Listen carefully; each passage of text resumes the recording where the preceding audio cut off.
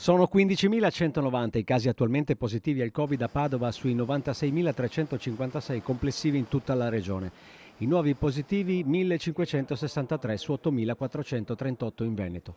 La curva sta scendendo e c'è ottimismo da parte del direttore generale Giuseppe Dalben, che in una conferenza stampa analizzando i grafici presentati in azienda ospedaliera ha spiegato come si riscontrano casi di persone positive al virus ma non ricoverate per il virus. Non sono state più sviluppate aree interamente Covid e c'è ottimismo per gli sviluppi futuri. C'è ottimismo per l'andamento della curva, che è una curva che sta scendendo direi molto rapidamente, previsioni a fine agosto di un 50.000 soggetti positivi nella nostra regione, quindi metà rispetto a quelle che abbiamo adesso. È un numero sempre, come dire, importante, quindi io non smetto di sottolineare l'importanza dell'attenzione che si deve avere, quindi uso della mascherina, distanziamento sociale, evitare assembramenti, evitare luoghi al chiuso affollati e così via. E poi vaccinazione.